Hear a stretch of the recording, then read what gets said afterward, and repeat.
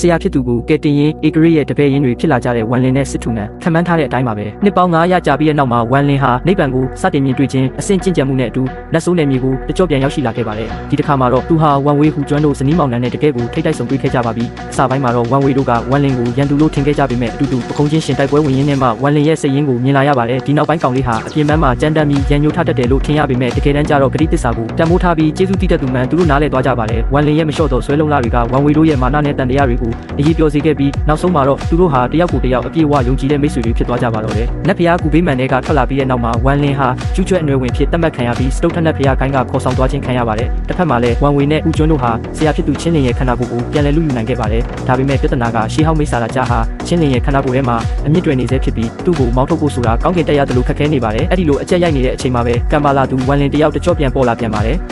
မကြခင်မှာပဲဝမ်လင်ဟာဖီနစ်နီဧကရစ်အဖြစ်ဓာတုဆက်ခံခဲ့ပြီးဆရာကြီးချင်းလင်ကိုကယ်တင်ဖို့အတွက်ပန်းတ်တဲ့အစီအစဉ်တစ်ခုဆွဲလိုက်ပါတယ်သူကကျူးချွဲကြုံမှာရှစ်ခုမြောက်ကျယ်ပွင့်ရှေးဟောင်းတဲ့ဖရားရဲ့ခန္ဓာကိုယ်ရှိတယ်ဆိုတဲ့သတင်းမှားကိုတမင်ဖြန့်လိုက်ပါတယ်အဲ့ဒီအခါမှာတော့ရောဘဇောတိုက်နေတဲ့ကျင့်ကြံသူမဟာမိတ်အဖွဲ့တွေနဲ့ထိပ်သီးပုဂ္ဂိုလ်တွေဟာကျူးချွဲကြုံစီကိုအလူရက်ပြေးသွားကြပါတော့တယ်အဲ့ဒီအချိန်မှာဝမ်လင်ဟာဝမ်ဝေးဟူကျွမ်းစစ်ထုနန်နဲ့တခြားထိပ်သီးတွေကိုခေါ်ပြီးပျက်စီးနေတဲ့နတ်ဖရားလောကစီကိုတိတ်တဆိတ်သွားခဲ့ပါတယ်အဲ့ဒီမှာသူတို့အားလုံးစုပေါင်းပြီးအကျဉ်းချနေတဲ့ငကားပြဧကရစ်ကိုအရင်ကယ်တင်ခဲ့ကြပါတယ်အဲ့ဒီနောက်မှာတော့ဝမ်လင်ဟာချင်းလင်ရဲ့ချက်ရှိနေတဲ့ဝိညာဉ်အတိနဲ့လမ်းညွှန်မှုလူအားလုံးရဲ့စွမ်းအားအကူအညီနဲ့တတိယအဆင့်ကျင့်ကြံမှုအဆင့်ကိုဖြစ်တခဏရောက်ရှိသွားပြီးမိစ္ဆာရာကြားနဲ့ကဘာပြတ်မတက်တိုက်ပွဲကြီးဆင်နွှဲပါတော့တယ်ပြင်းထန်လာတဲ့တိုက်ပွဲအပြီးမှာတော့ဝမ်လင်ဟာဧကရစ်ချင်းလင်ကိုပြန်လည်နိုးထလာအောင်မြင်စွာကူညီပေးနိုင်ခဲ့ပါတယ်ချင်းလင်ဟာနိုးချင်းမှာပဲလက်တစ်ချက်ဝေယံလိုက်ယုံနဲ့ပျက်စီးနေတဲ့နတ်ဖရားလောကကြီးကိုပြန်လည်တည်ဆောက်လိုက်ပါတယ်ချင်းလင်ဟာဝမ်လင်ရဲ့ကျေးဇူးကိုတုံ့ပြန်တဲ့အနေနဲ့သူ့ကိုတပည့်ရင်အဖြစ်လက်ခံလိုက်တယ်လို့ဘေးကစစ်ထုနန်ရဲ့ပါရမီကိုမြင်တဲ့အခါမှာလည်းသူ့ကိုပါတပါတဲ့တပည့်အဖြစ်တင်သွင်းလိုက်ပါတယ်ဒါကြောင့်ဝမ်ဝေနဲ့ဟူကျွမ်းတို့ရဲ့နှစ်ပေါင်းများစွာစောင့်ဆိုင်းခဲ့တဲ့ဆန္ဒတွေဟာအောင်မြင်စွာပြည့်ဝသွားခဲ့ပါပြီသူတို့ရဲ့ဆရာကြီးပြန်လည်နိုးထလာတယ်လို့နတ်ဖရားလောကကြီးလည်းပြန်လည်ရှင်သန်လာခဲ့ပါပြီဝမ်လင်နဲ့စစ်ထုနန်တို့ကလည်းသူတို့ရဲ့ညီကိုတွေဖြစ်လာကြပါတယ်ဝမ်ဝေတို့ဇနီးမောင်နှံဟာနောက်ထပ်လှည့်လည်မသွားတော့ပဲ